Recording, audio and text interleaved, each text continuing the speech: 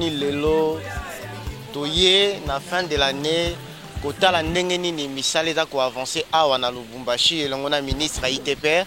na DG office de route na DG ya Foner kotala ndenge nini avancement ba travaux ezokende na Likasi pe na Kolwezi na route nationale numéro 1 bomoni péage oyo toza kotala elongo na ministre ITPR ndenge nini misala eza ko salema de façon que bato nyonso oyo ya mituka minene lekaka awa ba poids ba memi eye bana selon ba norme internationale ba norme ya SADC bande ko balandi bidimbo za toujours eza ko continuer tozo kende ko sukisa ane longo na ministre ITPR awa na kata katanga kotala ba misala ndenge nini eza ko salema po bidimbo za réalité tant na lobaka bidimbo zo continuer toko belongo na bino bomona ndenge nini misala eza ko salema sala bidimbo bonsu biga sala musei ka fuka kuna kenge betu mama Bonsuka salama futa ka solo kuna tinga Bonsuka salama futa ki solo kuna popubie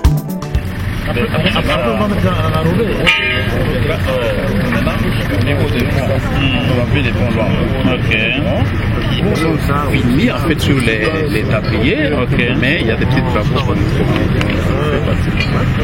Nous avons là des enfants, mais après, nous avons les ponts ici. Celui-là, il est fini, aussi il est mis en service. Maintenant, celui-là là-bas, nous avons les travaux de forage et de formation. Il y a 50 filiers qui sont finis. Il y a sur combien? Ça c'est le total. Les 15 puits sont exécutés. Là il y a les travaux de fabrication des protéines ordinaires qui sont en cours. Il y a 12 qui sont déjà exécutés sur les 56. Sala bidimbo bonsu biga sala musei ka fuka kuna kenge betu mama bonsu ka sala mafuta ka solo kuna tinga Bonsuka salama futa kisolo kuna popubie Bidimbo bekereka ibiao bidimbo befweni wasisa Bidimbo basisa titile fala kuna popubie Bidimbo basisa titile fala kuna tembwe Bidimbo ibiao babasa mwana bana bangaibye Sisa bidimbo ya Sala bidimbo batu bokumwena mwana mama Sisa bidimbo ya Sala bidimbo batu bokumwena mwana mama Sisa bidimbo ya Sala bidimbo batu bokuzaila tambodele Sisa bidimbo ya Sele yo sisa bidimbo ekongule ngunga Sisa bidimbo ya Bienvenue sisa bidimbo batu bokumwena Sisa bidimbo ya Akobase sisa bidimbo Likasi c'est ma ville aussi. J'ai passé le plus de temps ici et c'est une ville qui a toujours été coquette. Et depuis quelque temps, on a senti les grands efforts déployés par le gouvernement provincial pour pouvoir réhabiliter les voiries. Je me rappelle que ça a commencé déjà depuis 2007 et avec des orientations qui étaient données par le chef d'État, les travaux ont pris une grande ampleur depuis 2010-2011 et la ville est en train de revenir à sa jolie robe qu'elle avait il y a quelques temps. Et j'avais un rapport qui me donnait globalement ce qui a été fait et je sais qu'il y a un travail, un engagement de toutes les forces qui agissent dans ce sens. J'ai pensé à l'entrepreneur, je pense aussi aux autorités municipales et au gouvernement provincial bien sûr. Et nous venons les encourager pour ces efforts. Et je voulais que d'ici là, je vois peut-être de la manière dont on peut conjuguer des efforts pour que le bassin de la ville aussi, qui était une fierté de cette ville, autant que le parc. Heureusement qu'on n'a pas, ils ont loti, parce qu'il y a quelque temps on nous apprenait qu'on voulait lotir cet espace-là. Ça faisait les monuments qui font la fierté de la ville de Likasi. Nous souhaitons vraiment que la ville reprenne. Mais pour qu'une ville soit ville, il faut aussi l'innovation, la créativité, la croissance économique.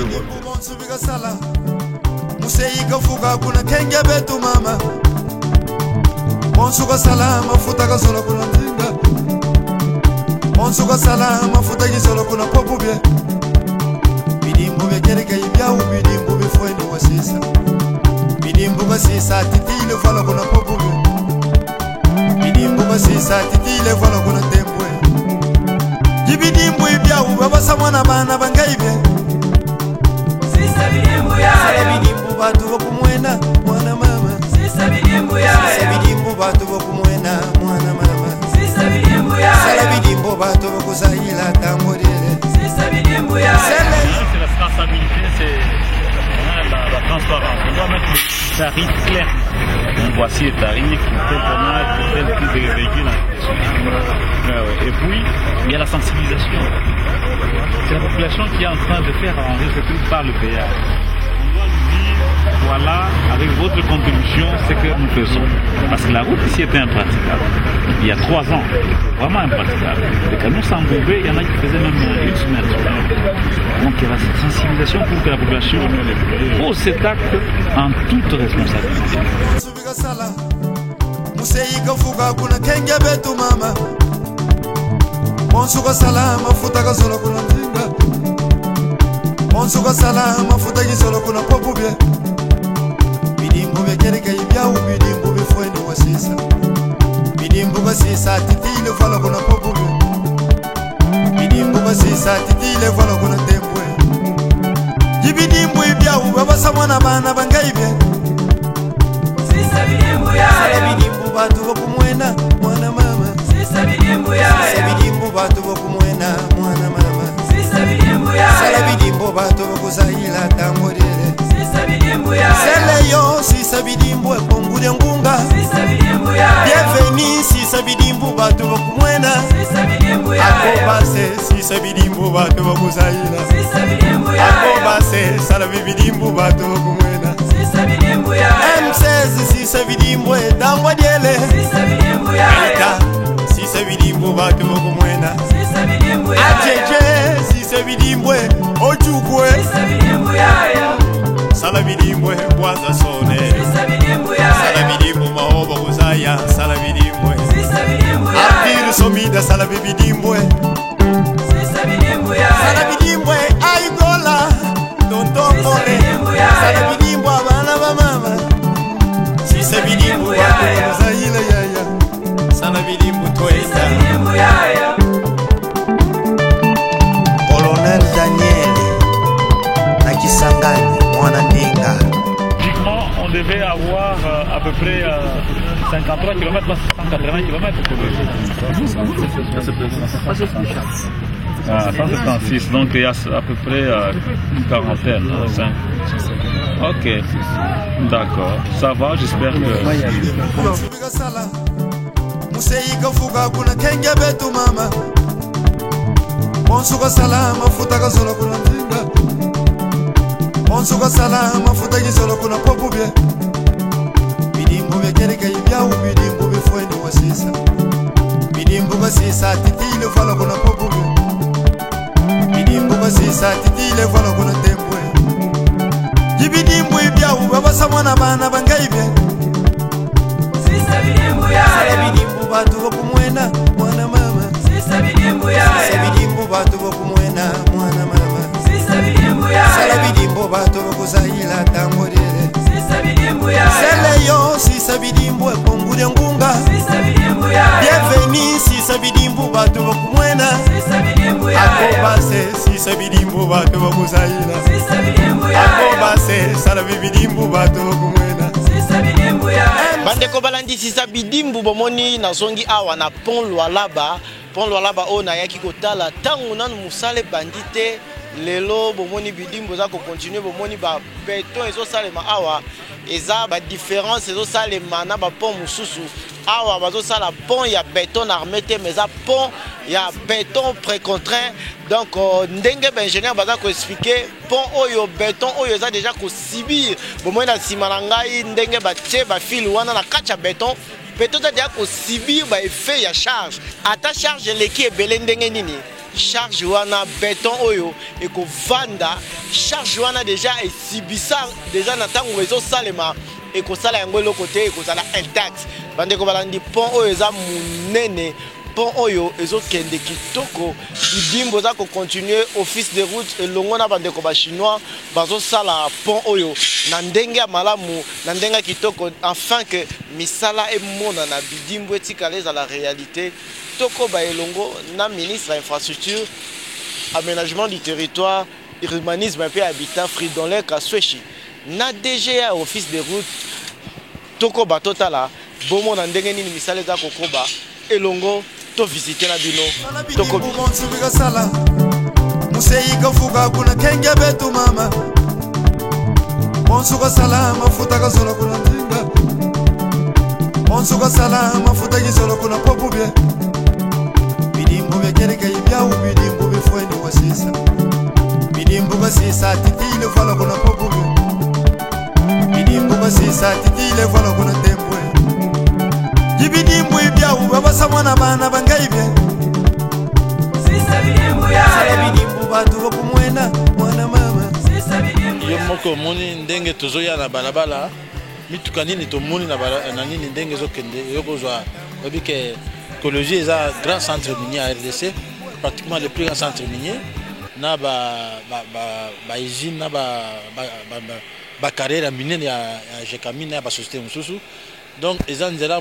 les autres salamapo ils ont en charge le transport de matériaux très lourds. Pour eux, ils ont la technique moderne en fait. Ils ont un béton pré-contrainte. Ils ont un pont qui na mpozo. Kuna ils ont élément en question donc ils ont les boulots na kati mais ils ont pré-contraint. Eux ils ont poutre mais pré-contrainte. De façon à ce que augmenter la capacité ya pont mais surtout et faire travailler nani élément mobimba élément porteur mobimba en compression donc aucune partie en nani a pas na partie donc ils ont élément technique dans zoloba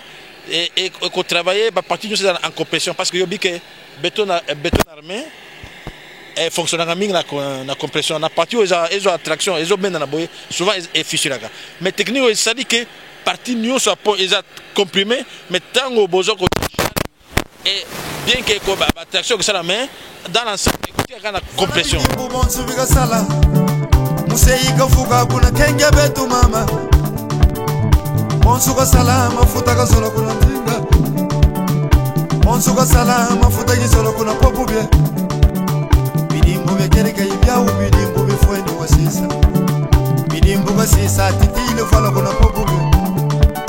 bidimbo basisa titile fala kuna tembwe Bidimbu ibya ubaba samwana bana bangaibe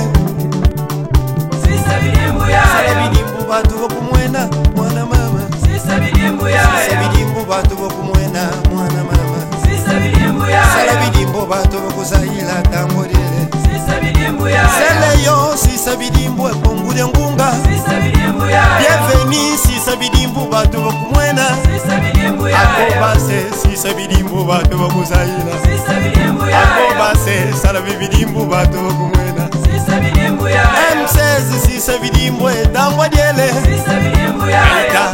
sisa bidimbu batu bakumwena Sisa bidimbu ya Ajeje sisa bidimbu ojukwe Sisa bidimbu ya Sala bidimbu bwaza sone Sisa bidimbu ya Sala bidimbu maoba kuzaya Sala bidimbu langage. Quand les gens arrivent, ils payent avec amour, avec des images que les gens vont garder. Même ceux qui n'ont pas été là quand la route était mauvaise. Ah tiens, la route était comme ça. Museika fuga kuna kenge betu mama Bonsuka sala mafuta ka solo kuna tinga Bonsuka sala mafuta ki solo kuna popubye Bidimbo bekereka ibya ubidimbo befweni wasisa Bidimbo basisa titile fala kuna popubye Bidimbo basisa titile fala kuna tembwe Bidimbo ibya ubaba samwana bana bangaibe Sisa bidimbu ya bidimbu batu bakumwena